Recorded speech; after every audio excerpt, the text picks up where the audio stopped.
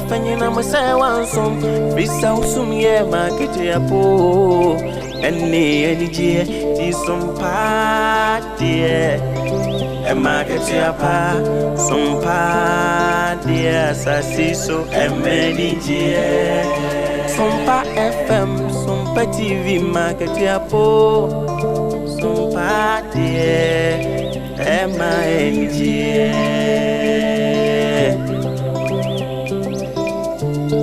Chimwa fidi ene to sompa FM and TV nebema weni jie ene aketiapa nebema weni jio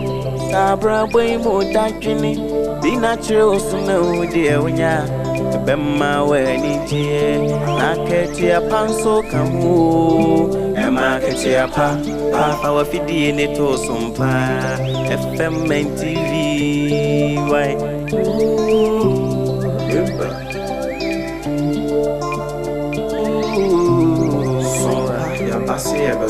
Yasin sompa mani jeni akati apana unu warada sompa de asitne imunu ema akati apa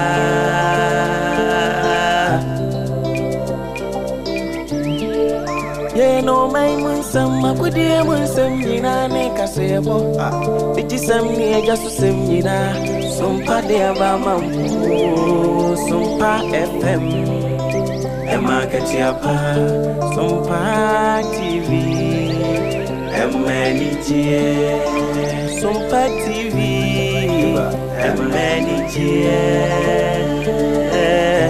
Oh, wisdom ni mitie Sompa FM, he Sompa TV.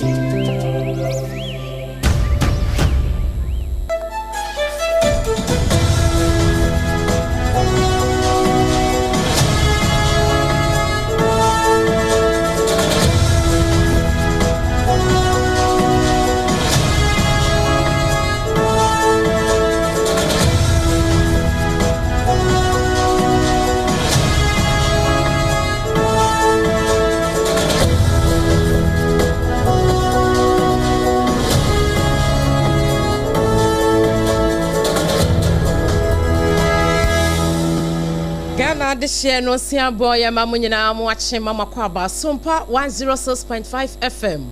no sia bremo kase ya yato din na kejese no sia bremo kase frichi nyankopon no ena no pay wahwe yenso ya sori jonkupa bi so obubu obosume November bosome ne de toso aduonu enkron afimpino ene aduonu enumo eya sedanko a nyankopon ya adum akira na ese November ne yedi akogu na yekoye nim ensem wa yensem kirofo buru ahesu a wo musa so a wanum kutire ne nyina egu fidie so a wasamufo pani ato ne bo asemu ayi de editie ene yesi egwa ya yede ebesumu ene anopai hye no so se ensem no efri Sompa 106.5 FM akraso no ejene ho sekira me na ewo asante mantamu a ye ba tan na kasa eye Sompa 93.1 Kumase, Ayiko FM 100.9 Kumase, Adamfopa Radio Butu Paris, France Abruchi Memo, Afe Upiemo Awa Takwa Aya Sompa 101.1, Fakrade Aya Sompa 103.3, Techiman Aya Sompa 106.1, Sunyano Suya Sompo 98.9,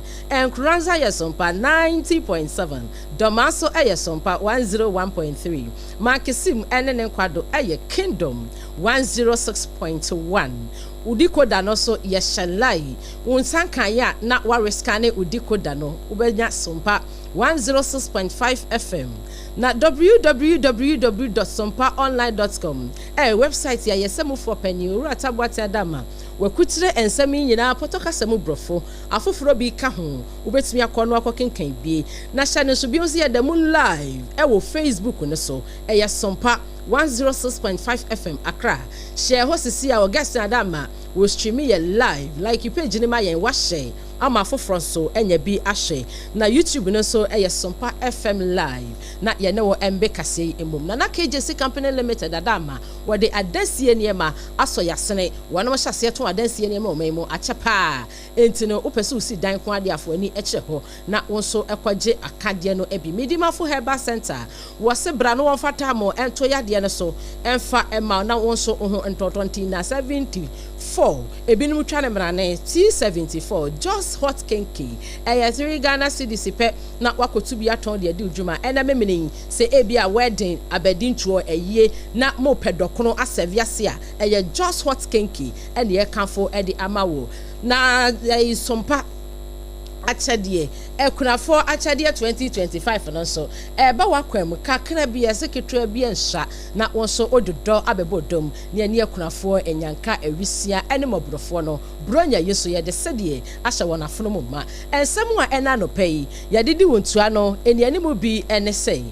akwada bi a wo mfinhia no edu enum 15-year-old boy wanum kirem se upiemu e wo krache no ntwumuru a wanom akusu se wagene kra afri ne nsam yadi mu nsam enam ene anopei sada ena arehusem bi so asi e wo budumburam ne nyina ene se enkwada mienu a wanom ekose nsuo esan se nsuo ho kwatwe e wo mpotam honti wo akotwa buram ewiase no ekire ayedeja enroda ena ye nyina yenim se oman Ghana ebra Roman ye first lady ya wotena so echeye na Konadu Agema Rollins mpanifo eye amamra ne amane kwaso ekata na chi state barrier chenchenche edema no Ghana mampani ne His Excellency Yera John Dramani Mahama wakasaye ede ensem bebre ene nantiye ensam eja no kwan sada na edu watchefo so ekaso wose Ghana Education Service samu akasa mo hu tablet ya mo chedema emofra no se die pornography form so ena wan mo de shadia monye entem na mofa ne mapa bi enwu akwan mu ye betwa po akwa kopie mo ewo obi man so Israel for ye so makọ bombi Syria na kire se aye deja ne nyina efa Gaza ene de ekekeka ho ebusuanse pi eka yenim ho ene na no pei ABENA BADU ADEPA KWOFIE mesi adwa ya mede som se nana kejesi no sia bremo ekasie mechew me basisia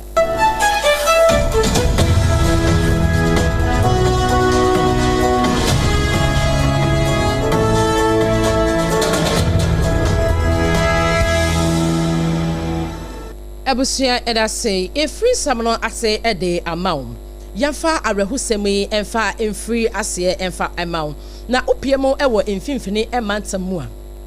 adehia wonom ewo budumburam ye nyina ye nim se efa na eye yenuanem Lebanese fuei ya etu continent wonom ebeka ho na sedie wonom ese ensuo ho akwatwe ewo empotam honti wanom waja wamo ewo budumburam no ewo eye gomwa empotam honum gomwa east cross ni badwanum no wanom se wamo nyansuo empo en wamo di edi wamo juma enti enkwada mienu ya obi ene ni nua ketewa abaya wom ewo mfinhia no edu ensia ena aya brante a wono yakoto akora ewo mfinhia bese enkron ena wonom call eye ebura sese no eno na wom nyansuo di firi mu edidi wom dwuma wom ko mu se wonom kwakwa akosabie na obi nim die esiye ema bayere entumi ama kese die ebeti na homamu nti waro hu ya ne se ni nua wo mfinhia no enkono no atoburanim na adehia wo mo bopiri ho ayama ne boni kwakwa de maden sami so ye no kirem se ebura ne tenten bese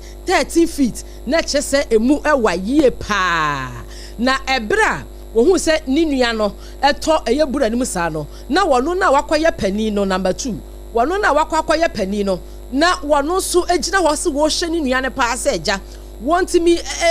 enwo anase onfri mu wate asefo asase so sanko ewo buranim ne de na kyese ono so betom na eja wakwakoyi ni nua no aketesi a wo mfinhia no edunsia wono so tse ne ho tu buranim ekɔwi ase na kyese wono mienu nyina eya ye ka ne sa na ebra na obi anitem na okyerɛkyerɛmu ɛkyerɛ kwakwa de ma no sei wono hu se eye abemu ano atonsuo nim no na wonim se ebi akwa onua no kora betiem se aboafo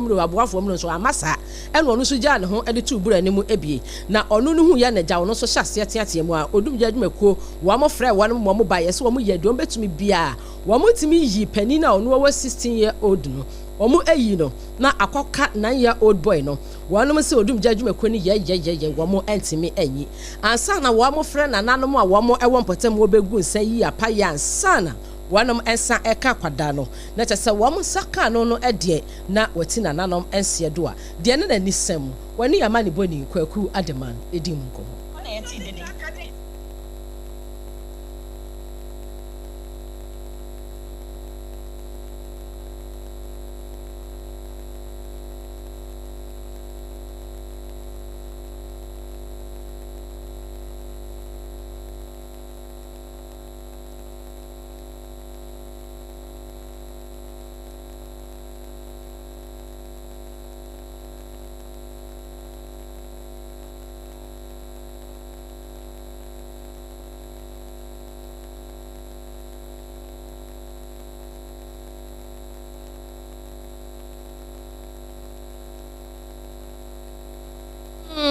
na kyerɛ sɛ bibia nkɔka papa enyi grade no wɔn mu nyansuo eni dwuma ɛwɔ mpɔtam ho na ɛno akyi no assembly member ya wɔno ɔwɔ Budumburam electoral area ononyafo Emmanuel Dogbe wɔno nso ɛkyerɛkyerɛ mu kwan ya nananom fa so wɔn mu bɛyi apaya ansa na wɔn mutumi ayi abofra yi asema esi ɛwɔ Blue Rose Estate no a part Budumburam electoral area no menu ka se krapo no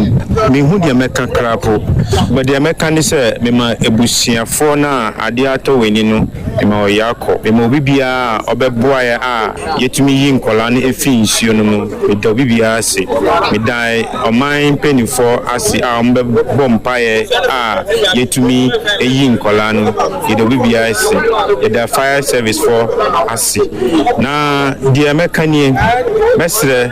sɛ me di meni abɛhwɛ me hu na eyema sefuma kasa na mesre sɛ authorities no embra na omunhwe how best a yebetumi akova amuna we said ye beya wanom ebetumi akova amena no na kyerɛ sɛ eye bura no the only source of water kora no ɛwɔ Budumburam empɔtam hɔ ɛnagya enkwada ekoto mu na 16-year-old girl no de wɔn mu kyerem so wɔn mu yi no na wakoko ma said ye broni ebeka no wɔn mu gusu a wanom ɛde na ma ɛyɛ ayasabia hwɛfo a one more share set ne ho ebetumi atɔ no na yedi nkomo yi yama ne boni kwaku adema na de sansemi esom yen yeto ensam no eso ewo ensam foforo mu amane a efri krache ntwimuru eba echire mu se oti ematamo asem na meka yi wonu se akwada a wanya mfinhia no edu enum onom kyire mu se one ne wofa ekɔ bia ya wonom ekwa yi nam na kyɛ sɛ hɔ no paa de ensuo mu nam yie ɛna ɛwɔ soɔ paa ɛwɔ mpɔtam hɔ na Obed mate enim ɛne ne dine ɛbra ne papa yɛ sɛ mekɔ ayi aba ida sɛ ono wɔfa ɛbɛkɔ ɛyɛ ɛpo anasɛ mobɛkɔ nsuo mu akɔ yi nam anasɛ obɛtena fie no so sɛ nea me wɔ fie ada me nya hwee nti me ame ne me wɔfa bɛkɔ na wɔn mu kyerɛ mu sɛ wɔne ne wɔfa ɛkɔ yɛ no obi nim wɔn mu yɛ sɛ wɔfa se yɛn wɔahyehyɛ akwadaa na wɔ hu no wɔkɔhwɛ yɛ na kyerɛ sɛ ɔsɛnsɛn dua bi ɛso yɛ kyerɛ sɛ wɔn mu susu sɛ akwadaa na ankasa agye ne kra ɛde afiri ne nsam na ɛbra mpanimfoɔ ɛbɔpi ne hɔ na ɛgya wɔnam ɛne ne nana nimpɔn ɛdi nkɔmɔ sɛdeɛ nana tɛi togbenu wɔkyerɛ ne nsɛm no wɔse wɔn mom deɛ wɔnim sɛ bibi ha ne nana no ɛfa sɛ ɔpapa kora ɛkɔ ayie no ɔne ne di nkɔmɔ ɛne ne ka bibia sɛ ebi a mekɔ meba anaasɛ makyerɛ ɛyɛ Obed se onye se wone no fakora enko enti se bia ye beka se bibi kyiri wo bi so anase bibi after wo bi enti ena ohu de wanya ne ho a watumi akwakwa yesa ne de wonom agitumu enye yesa se Obed nya akwara anase wonya branti a obi beka se bibi ha no na watumi akwakwa yesa eye abonefosam no so ono ankasa agine kra afri ne nsam ensam trofo ebopini ho na kyerɛ sɛ ni wofa wono no so ene ne kɔ fishing yi nya kyerɛ so mukoyi enam yi wo kyerɛ mu no so ono kra wanim sɛ wono agina afa baabi ɛna Obed nso gina afa baabi na akyerɛ yi afa woto hu a obi anye so woto hu a obi anye so saa na sɛ ono ana ahyɛ ne ho afa homa ede asɛn ne ho de a na kyerɛ sɛ ɔno kora no agye ne nsam enso sabre ya me no ka sɛ posifo a wɔnom ɛwɔ English wɔnom aso asɛm ne mu a wɔnom ɛboa ama nhwehwɛmu mapa akɔsoso mpa kaseɛ de besie kyerɛ bia no yɛ ma yɛtiefo aso ensi ɛwɔ ho hyɛ no so sɛ wutie no sia brɛ mu kaseɛ ɛwɔ Sompa 106.5 FM Accra yɛtoa ensam no ɛso sɛdeɛ yɛn nyinaa yɛnim sɛ ɔman Ghana yɛ first lady na Konadu Ajiman Rollins onya ne baabi ekoye no empanifo de eniema egu akwan mu a wonom eye state barrier edema no enra ewa Independence Square na empanifo ani tini ni atwotwo wuro apepia nkomoa ene wonom agya wo mu ka bi wom ena ekopie mo de yakosam na tiyesam edema opani Ghana man pani His Excellency Yewra John Dramani Mahama wono so ne sam kakra eye ne special aid eye Mama Joyce Bawa Mutari wakasa ye ekire mu se ye kasa sebi obi aye adwuma ama so adehye ni pa dia na ye enkane first lady Nana Konadu Adema Rollins ye nra wonum ede ne tompem ma adehye ebehwe nani akikura yi na yekase obi a wokura ne mudie mu obi a wono ankasa ebo ne ho so na ono ankasa etimi eboa ye ma ne kunu adwuma mpo a na wo ye no etumi ekoyi a eye maamiya na onensam a woka nyina ene se de otimi imparte adehye enkanka ma ewo meyi mesan se 31st December Women's Movement no maami na de ba ye ema hu se dabi eni kwan se dabi a ye hye jade ana ye se mema nkometo yen e wose yen so yetimi boye ho so wose ema kasa bia wanam eboni din se Mama Joyce Bawa Muntali kasa ye edema Ghana mampani no nsem no bi eni. Today we gather with heavy hearts to honor the life and legacy of a truly remarkable woman, Nana Konadu Adema Rollins. She was a towering national figure whose influence, courage, and contributions to Ghana will continue to resonate for generations. Nana Konadu was far more than a former First Lady. She was a pioneering leader, an unwavering champion of women's empowerment, a trailblazer in our political landscape, and a deeply committed patriot. Her life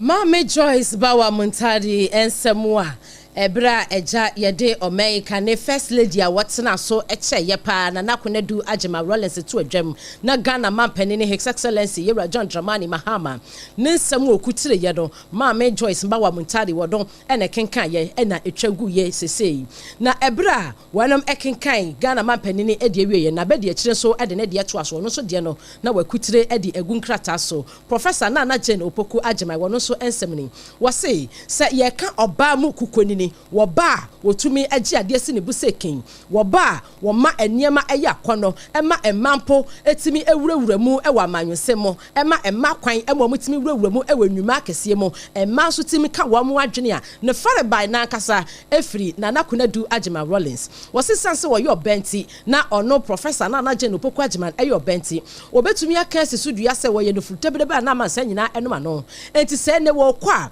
kakra wo no so betumi aka a wakutre de agu nkrata so ene sei wose ade ba ko pa wo kai pa aye girl child education sabre no pa na ayi wonu ka se ai ye de mema ni ko suku e ba de awudi ni ko suku kura na wo wi a wo de kwakwa wade na ode akwabusu afoforo ntide bia na ma hye mkase wose opani afato ne ho so Nana Konadu Adema Rollins afato ne ho so ese educate your girl child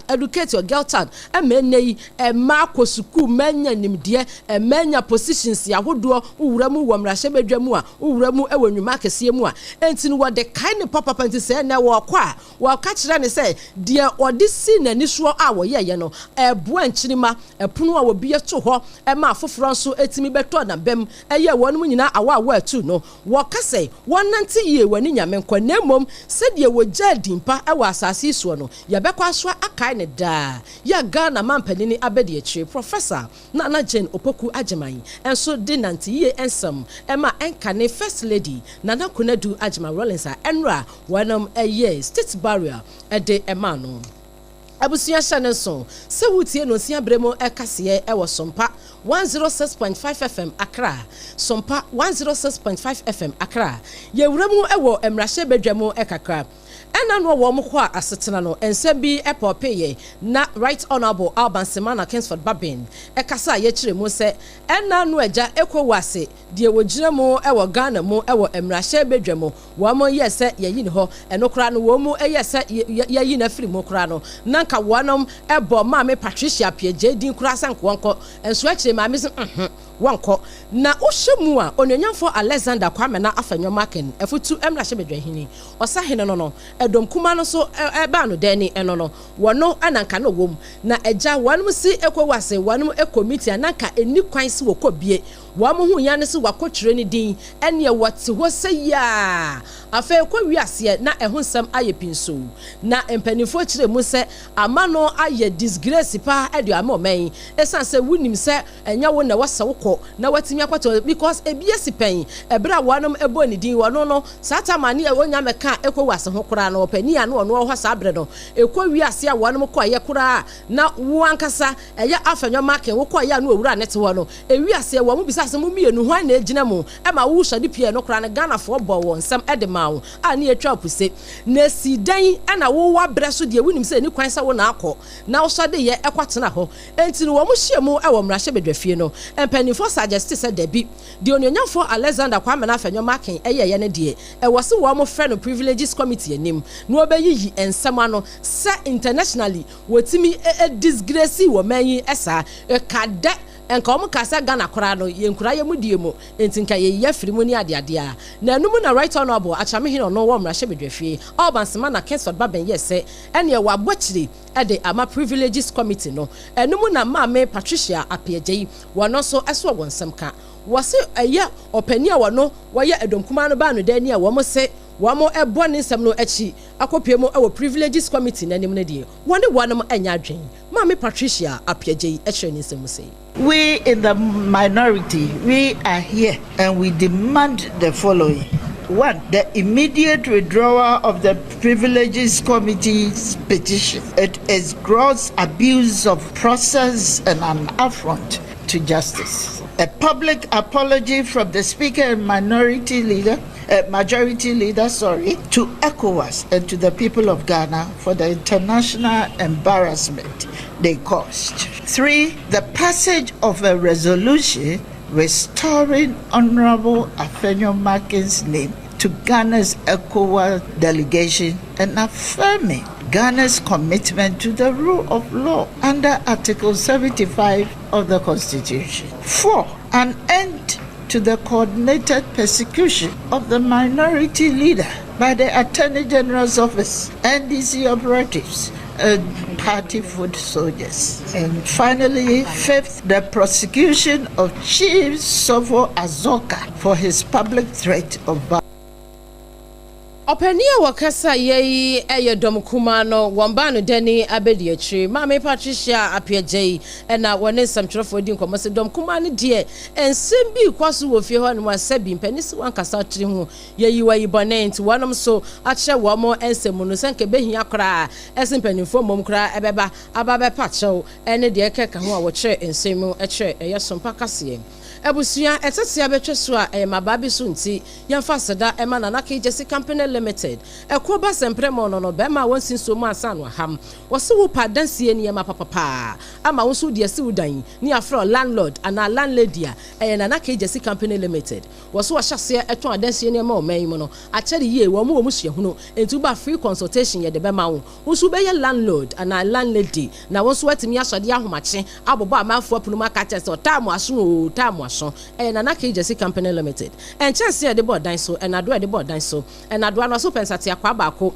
ekosi sate akwa be se 150,000 na tese de adibo Yesu Kristo asendua nim nyina no benya bi na Jesse Company Limited o peply wus ahodo papa no enye de ehunu ni bia mewa bi wo ho no mo a wo mo ade wo ma no ka adua bia na hyase na ehunu na Jesse Company Limited ne plywood no eye papa eche wo ahoden enso building wires and binding wires ne nyina bi na kache o cement nso a wosebra wona kache esanse wono be kyerɛw adwumako a wode cement ne kwaye ni a kyerɛw cement a ebeboa sanse anya cement bia na edisi abrosan anya cement bia nso na edidie moldings anya cement bia na editwa blocks so wose foundation ne kura na cement bia so person foundation ne strong na etimi nya hoden na wodan a wusi no etimi enya hoden a aya no aba wona kache no aboa wo eba no iron rod ho sensem so ampatwo woni pro no anya brem na Jesse Company Limited enkrobata ne de sanse ye doga na adihye nti ya to apiti bebia ubenya ye niema na bi ato enkane kuma asamonye na monfo ye 0204 355 504 0204 355 040 0204 355 040 na KJC Company Limited enyo so na Medima for Herbal Center sebra no fa time ento yade so emfa maun stroke nyodwe diabetes asichire yade prostate ho nsensem be ma eye ni na ojuso ni mu apai miedu utimi sa ya na ensufita bi etimi efri mu ba ase ade bia isa adwenye ni nyina no ukwa wonom ebete yade ni se te ede ma eba no hypertension so ampacho emoja broso ne de keka ho no Medima for Herbal Center wose yade no aye chronic agene padua na boso bra no ma yade no enwane na momumika wo the time eto so no atenete typhoid malaria ene de keka ho infertility wose say we bema we yoba emema no so bebre na enwo enso ye ni no amu pushi bre mu ni nyina de ato ba no so ana nkwa wa ba no wonwo da pacho onwoyi munyina na monwo monko Medima for Herbal Center niamu a enkran ha se ne pokuase mayira wose bra no mayade no enyira afei Kumase ebuakwa agogo wanamo ne government school no ene di enhwani mu 0244 774 282 and 0500 727 215 Medima for Herbal Center. Dr. Tamodaso or said the Lord is our ultimate healer. Na said ya sompa chade afibia yempanimfo ye no ayana akono enhira ensu ewom enti abusuen ye to nsa afrewo se baabi a woti yenka afiri bia se eyan kranza sompa sonyane sompa takwa sompa tachima sompa afei Kumase sompa ene enkran sompa mepato ye ni ekunafo ye wanom ayeye de ama womo subronya womo asere esansa womo kunumu agya womo hokono sesei no bosome no ebeso na kapre bi emfiri baabi ma na afimuni nyina eyesa na akwa hadwen nyame sompa so so behwe kunafo enyanka ewisia ne mobrowa enti se sompa fo afato ho so ne empanimfo eye dwumadie di ama ekunafo ewisia ene mobrofo ene womo asabi wanom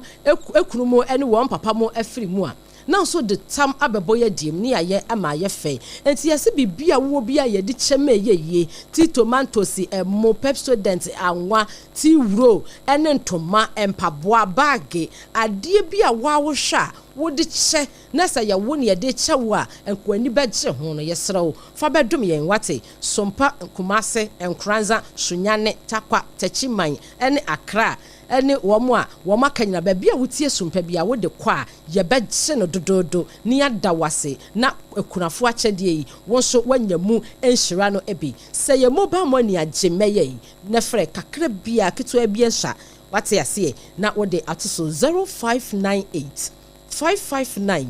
802 0598 559 802 edi ebeba eyetara 1 media anase Blessed Foster na wonso wagye wonhira edi free sompa akyede yi emo na sedie just bread and pastries wanom edeba ye na ye nyina ye so mu se kutu na yeto wudi so atum se wudi eye pastries ana wudi bread na atum se ye kama wo matira wo mkwa be mo edi just hot kinky edi abadwa so 3 Ghana cedis pe we nkan do kono se bi adwumadie bi a wudi eye abadintuo wankasa wo fie ensode mu ye program bi mu pese mu dinkra do kono wase hu se madi do kono papa wo mu di yellow corn na ye na sedie do kono ni mu ode eye moto no wudi obesan so edibiem eye just hot kinky mi pato ye tuo matufo utimi so betu koton dome eye commercial bank nachi ene ebutu bia ya eye no eho ye neat woni aduane enya yade bia emfi akire freyen ni afa dokono ne bi mra dwumadie bia wutu aton so akwanya eda 3 cedis pe ene ye ton no 0256 068 832 0256 068 832 eye just hot kinky womo adamenti ebusua me so tweme me basisi a na yatoa ensem no so ensem no pi egu echi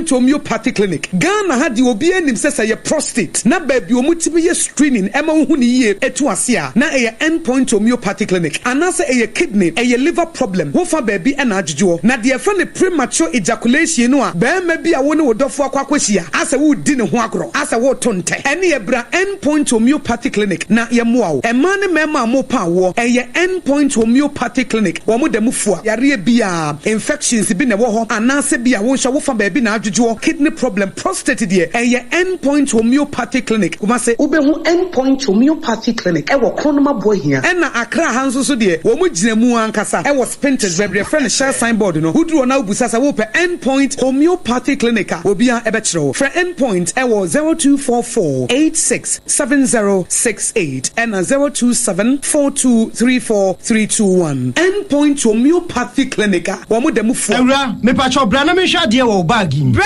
aden ena so biem. Hey, time heba me hye ya me ka se yi ba akun. Ane wayi me yensen. Bra sanya time heba me hya esia gyimi ni me fiefo enya de abako ebeso yen. We de udi se ofa ni nyina. Time heba me hya me ka se me di one dance ya heaven ena de me kwa akopie. Enti se malaria we draw ne time heba mixture. Enye enunku o de nanum ato a wontimi anidie no. Time heba mixture duro no ena ye ma wo. Oba a wafa afuro de wo ma akwada nofo. Ene akwada woni mfie dumienu entimi num aduro yi bi. Se obeto aduro yi bi anoma, hwe se wakọ hospital anase lab am ye hu se wo a 3-day malaria yi bi ansa. Se o petam heba mixture enu dudu atu a, fo ani kire KNG Herbal Center ewo Emrom Abidjan House ana ba akoso wo atonsu Monaco Junction. Eno echi obenya bi atowo over the counter medicine sellers. Eni herbal shop dodo na emu. Fre 0244417669. Kayo set time no TIME time heba mixture afi malaria fever bi adani ziba ewo mu no betu akọ. FDA agi adwade nkratoa yi atum.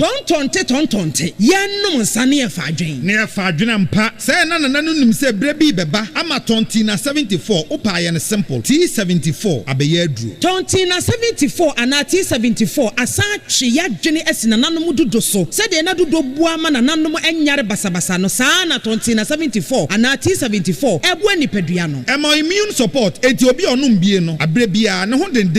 tonti na 74 yi nso yaye no se nsuo krokro wa kama enti ba bia wonam bia obetimi de wade akọ samene wa anka free na ekroyi eda no nko na wie ye wa bra mennom T74 samennom tonti na 74 menya hoodin mennom ne dabia T74 yi eye hahama ene ye de aye na DHC ena aframa na ye kama saa no T74 ahoodin ni apomuden ko a wokọ pharmacy ana ba bia to nro bia ubenya tonti na 74 yi bia to T74 yi enye ma oba wa fa afuro ana obi a o manufo ana se obi a onya mfie dumienu eto phone 05016289931 and 0246073498 FDA agi adwadi nkratoa yi atom.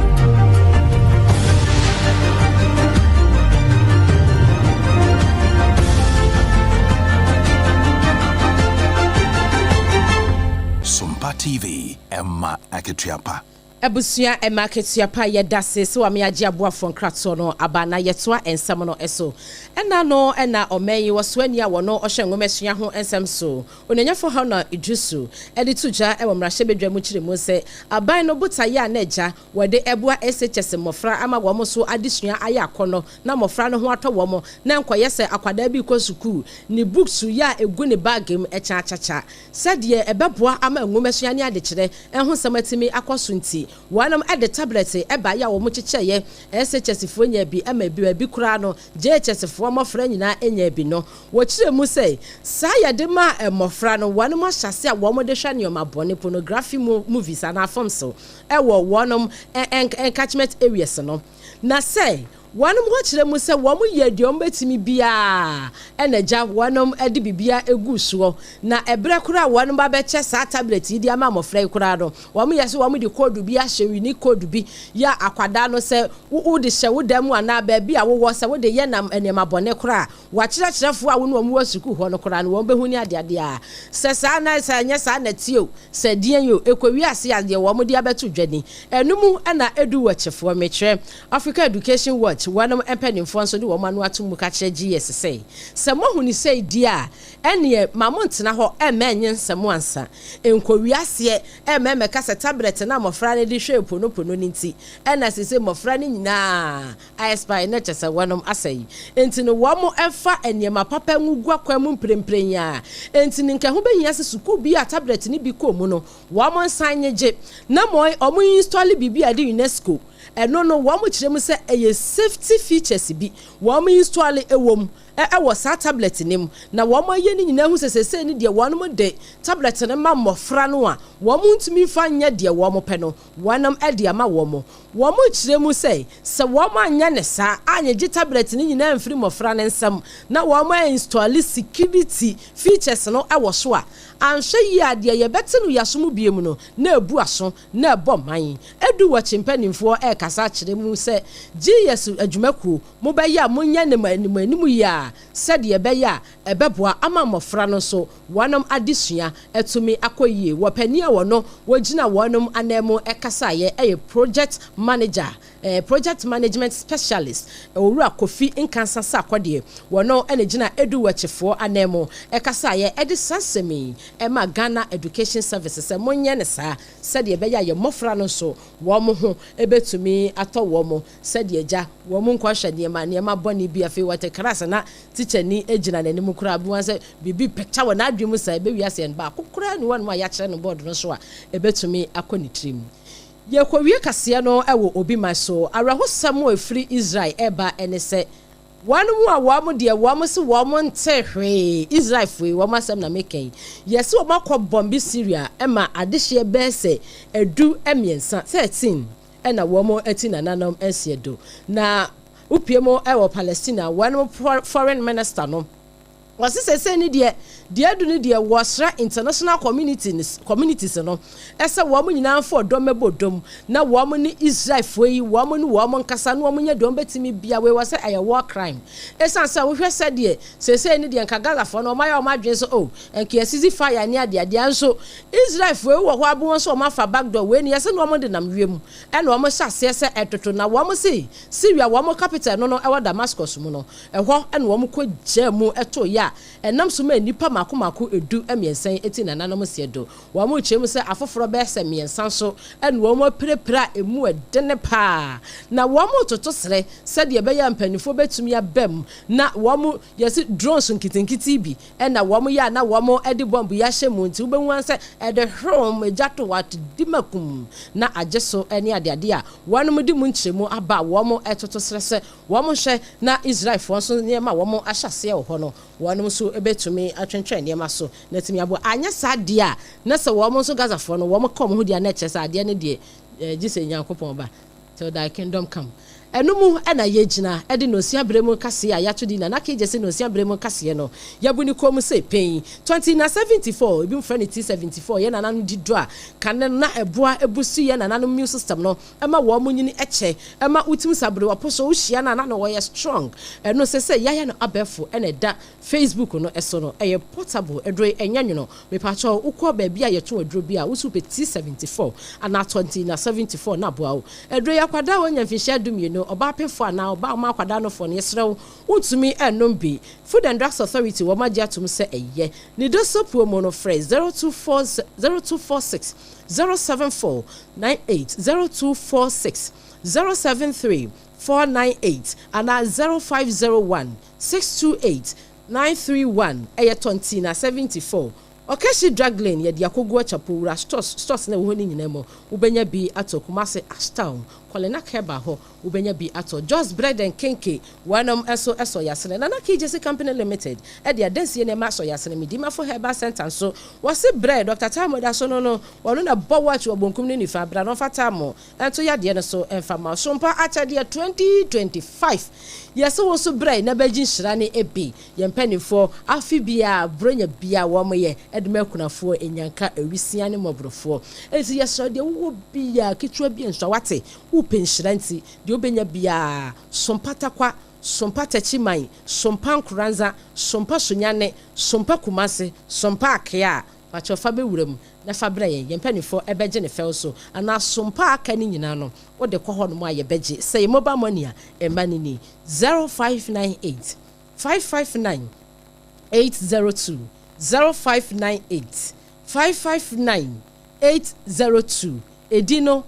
Tarawa Media anase Blessed Foster enye di mienu na beba mpacho number no wrong number 0598 559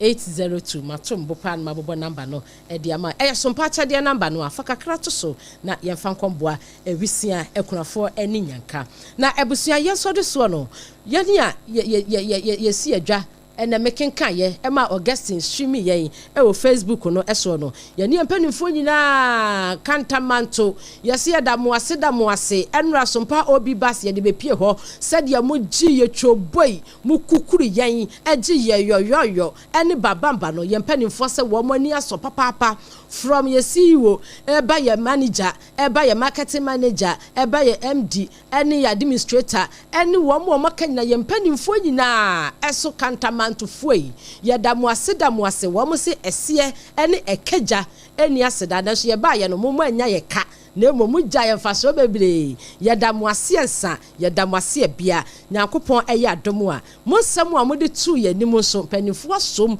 na wo mo be ye ede ama mo dododo ya fei ya boafo mo bu aye nyina Bell Beverages ye 21st clinic and afei multiple quest for time herbal for wo mo de yas toothpaste and brush e ba ye ya da mo nyina mo ase na wo mo ba 21st clinic ko ma ye mo free health screening no doctor tro ne manu gu mu krata na chi e ka kire mo mmra ne ye hwemo mo nyina ya mo mmra esanse ye dro ne de ye de kawa e ye one touch e ye 21st clinic the sciatica expert abusia medase mama mo anitia adehye mi ameje pene esi adwa e bi nsam yi edema o ABENA BADU ADEPA KWOFIE makrao